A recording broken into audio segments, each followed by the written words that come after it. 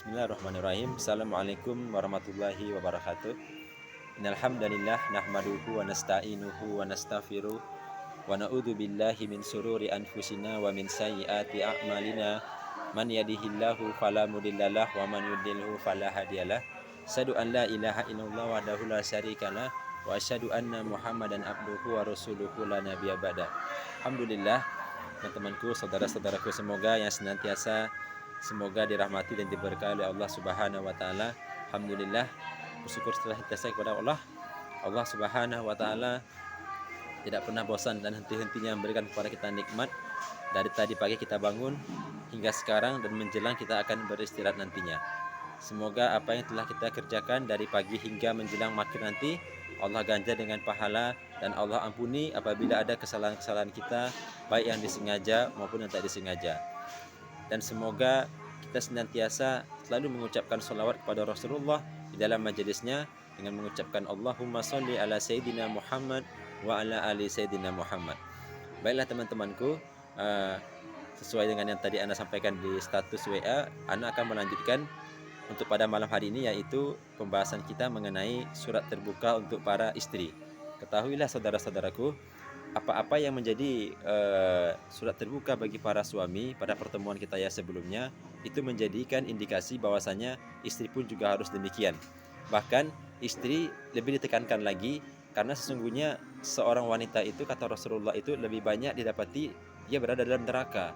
Nah, ketika Rasulullah mengatakan demikian, maka para sahabiah wanita berdiri, apakah karena kami pada saat itu melawan ya Rasulullah, atau apakah karena kami kurang ibadahnya? Tidak, kata Rasulullah. Wanita bukan karena dia melawan atau karena dia tidak sedikit ibadahnya atau karena kurang ibadahnya, melainkan karena dia tidak bersyukur dengan apa yang telah diberikan oleh suaminya. Akibatnya itu yang membuat perempuan atau wanita, kata Rasulullah, atau pada para istri itu banyak masuk ke dalam neraka. Oleh karenanya Rasulullah juga menyampaikan bahwasanya wanita itu dinikahi karena 4 hal. Yang terakhir, nikahilah ia karena agamanya, maka di saya engkau akan bahagia. Oleh karenanya wanita dituntut untuk menjadi pribadi yang cerdas, sehingga dengannya ia nantinya akan mentarbiyah anaknya yang ia lahirkan dan akan menjadi penyejuk hati juga bagi suaminya. Oleh karenanya para istri hendaknya bersyukur dan bersabar dengan apa yang dimiliki oleh suaminya, karena suamimu tidaklah seburuk Fir'aun. Apapun kesalahannya, ia hanyalah suamimu, dan engkau tetap akan bisa meraih keutamaan surga sekalipun suamimu orang yang sangat durjana atau ingkar atau ahli maksiat. Contoh, sekalipun suamimu doyan selingkuh, doyan maksiat, doyan judi, doyan narkoba atau semacamnya, lantas engkau bersabar dan engkau tetap menunaikan kewajibanmu sebagai seorang istri, maka engkau akan meraih keutamaan. Sebagaimana banyak yang mengatakan, apabila engkau tidak mampu dibawa oleh suamimu ke surga, maka carilah surgamu sendiri. Dalam artian, tetaplah taat. Karena tugas istri hanya mengikuti perintah suami dalam perkara yang ma'ruf, bukan dalam perkara maksiat. Apabila ada perintah suami yang berpengaruh atau mengerjakan maksiat, maka tidak boleh diikuti. Lantas jika ada seorang suami mengerjakan maksiat, si istri boleh menegur, boleh menasihati, tentunya dengan kata-kata yang lemah lembut, bukan dengan kata-kata yang kasar, bukan dengan kata-kata yang menghardik, apalagi mencaci maki atau merusak kehormatan suami di luar rumah sampai terdengar oleh tetangga, terdengar oleh sanak kerabat, bahkan dunia semuanya tahu.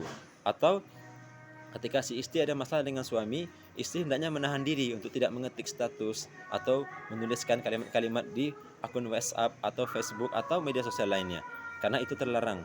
Cukuplah perkara pertengkaran atau adalah polemik antara suami istri, cukuplah hanya sampai berada di dalam kamar mereka berdua saja. Tidak perlu sampai ke tempat manapun, tidak perlu sampai tahu mertua, ipar, tetangga, atau pun tempat kerja sekalipun. Oleh karenanya, jaga rapat-rapat hubungan kita baik-baik dengan istri kita, dengan suami kita. Oleh karenanya Rasulullah menyampaikan bahwasanya wanita itu sebetulnya termasuk orang yang paling gampang untuk masuk surga. Cukup dia taat pada suaminya, maka ia akan masuk surga. Taat pada suaminya, sabar, karena sesungguhnya kesabaran ia dalam bersama suaminya itu merupakan jalan yang menuju surga. Lihat kisah Fir'aun dan Asyah.